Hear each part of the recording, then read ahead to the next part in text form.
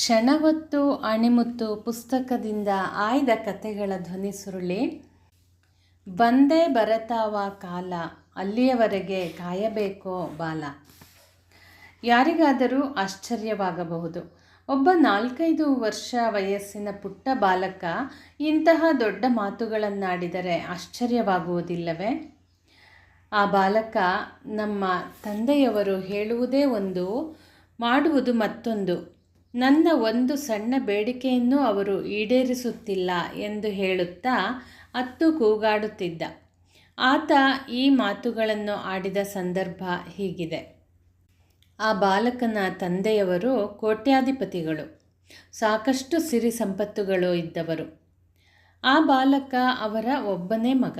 ಒಮ್ಮೆ ಅತಿಥಿಗಳ ಮುಂದೆ ಆ ಶ್ರೀಮಂತರು, ನನಗಿರುವುದು ಒಬ್ಬನೇ ಮಗ, ನನ್ನ ಹಣ ಸಿರಿ ಸಂಪತ್ತುಗಳೆಲ್ಲ ಅವನದ್ದೇ ಎನ್ನುತ್ತಾ ಇರುವುದು ಬಾಲಕನ ಕಿವಿಗೆ ಬಿತ್ತು. ಆ ಮಾತುಗಳ ಸಂಪೂರ್ಣ ಅರ್ಥ ಅವನಿಗೆ ಆಗದಿದ್ದರೂ ಇದೆಲ್ಲವೂ ನನಗೆ ಸೇರಿದೆ ಎಂಬ ಮಾತು ಕೇಳಿ ಅವನು ಒಳಗೊಳಗೆ ಆನಂದಪಟ್ಟ. ಮರುದಿನ ಮುಂಜಾನೆ ಅವರ ತಂದೆ ಮುಖಕ್ಷೌರ ಮಾಡಿಕೊಳ್ಳುತ್ತಿರುವಾಗ ಬಾಲಕ ಅಲ್ಲಿಗೆ ಬಂದ. ಅವರು ರೇಜರ್ ಬಳಸಿ ಮುಖಕ್ಷೌರ ಮಾಡಿಕೊಳ್ಳುತ್ತಿದ್ದರು. ಬಾಲಕನಿಗೆ ರೇಜರ್ ಮಹಾಸಾಧನ ಎನಿಸಿತು. ಅದನ್ನು ತಾನೂ ಒಮ್ಮೆ ಕೈಯಲ್ಲಿ ಹಿಡಿದು ನೋಡಬೇಕು ಎನಿಸಿತು. ತಂದೆಯವರನ್ನು ಕೇಳಿದ, ಆದರೆ ಅವರು ಅದನ್ನು ಕೊಡಲಿಲ್ಲ. ಆದರೆ ಬಾಲಕ ಹಠ ಹಿಡಿದು ಕಿರುಚಾಡಿದ. ತಂದೆಯವರಿಗೆ ಸಿಟ್ಟು ಬಂತು. ಅವರು ಮಗನಿಗೆ ಒಂದು ಏಟು ಕೊಟ್ಟು ಕಳುಹಿಸಿದರು. ಮಗ ಗಟ್ಟಿಯಾಗಿ ಅಳುತ್ತಾ ತಾಯಿಯ ಬಳಿ ಹೋಗಿ, ನಾನು ಕೇಳಿದ ಸಣ್ಣ ವಸ್ತುವನ್ನು ಅಪ್ಪ ಕೊಡುವುದಿಲ್ಲ ಎನ್ನುತ್ತಾರೆ, ಆದರೆ ಎಲ್ಲರೊಂದಿಗೂ ನನ್ನ ಆಸ್ತಿ ಹಣ ಸಂಪತ್ತು ಎಲ್ಲ ನನ್ನ ಮಗನದ್ದೇ ಎನ್ನುತ್ತಾರೆ. ತಂದೆಯವರು ಹೇಳುವುದೇ ಒಂದು, ಮಾಡುವುದು ಮತ್ತೊಂದು ಎಂದು ದೂರು ಹೇಳಿದ. ಆಗ ಪರಿಸ್ಥಿತಿಯನ್ನು ಅರ್ಥ ಮಾಡಿಕೊಂಡ ತಾಯಿ ಮೃದು ಮಾತುಗಳಿಂದ, ಆ ರೇಜರಿನಲ್ಲಿ ಬಹಳ ಚೂಪಾದ ಬ್ಲೇಡ್ ಇರುತ್ತದೆ, ಆಕಸ್ಮಿಕವಾಗಿ ಅದು ನಿನ್ನ ಕೈಗೆ ತಾಕಿದರೆ ರಕ್ತ ಸುರಿಯುತ್ತದೆ, ಬೆರಳು ಕತ್ತರಿಸಿ ಹೋಗಬಹುದು. ಆ ಕಾರಣಗಳಿಂದಾಗಿ ತಂದೆಯವರು ನಿನ್ನ ಕೈಗೆ ಕೊಡುತ್ತಿಲ್ಲ. ಮುಂದೆ ನೀನು ಬೆಳೆದು ದೊಡ್ಡವನಾದ ಮೇಲೆ ನಿನಗೆ ಅದು ಸಿಕ್ಕೇ ಸಿಗುತ್ತದೆ.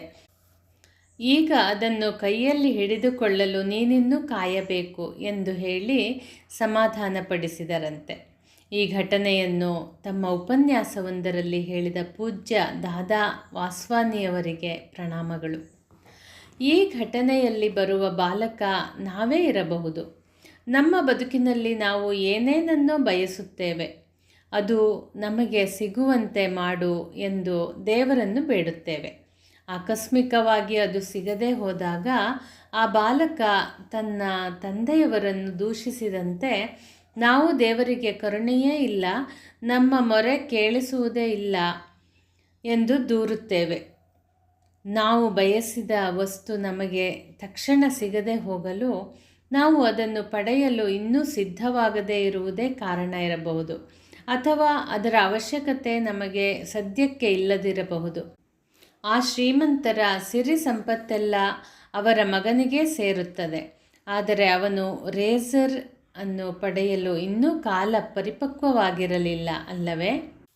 ಹಾಗೆಯೇ ನಾವು ಬೇಡಿದ್ದನ್ನು ಪಡೆಯಲು ನಾವಿನ್ನೂ ಸಿದ್ಧವಾಗಿಲ್ಲದೇ ಇರಬಹುದು.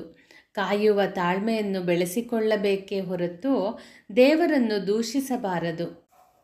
ತಾಳ್ಮೆಯನ್ನು ನಮಗೆ ಕಲಿಸಿಕೊಡುವವರು ನಮ್ಮ ತಾಯಿ ತಂದೆಯರೋ ಗುರುಗಳೋ ಆಗಿರುತ್ತಾರೆ ಅಲ್ಲವೇ? ಸ್ನೇಹಿತರೆ, ನೀವು ನನ್ನ ಯೂಟ್ಯೂಬ್ ಚಾನಲ್ ಸಬ್ಸ್ಕ್ರೈಬ್ ಮಾಡಿಕೊಳ್ಳಿ ಹಾಗೂ ನಿಮ್ಮ ಸ್ನೇಹಿತರೊಂದಿಗೂ ಹಂಚಿಕೊಳ್ಳಿ. ಮತ್ತೆ ಮುಂದಿನ ಸಂಚಿಕೆಯಲ್ಲಿ ಭೇಟಿಯಾಗೋಣ. ಧನ್ಯವಾದಗಳು.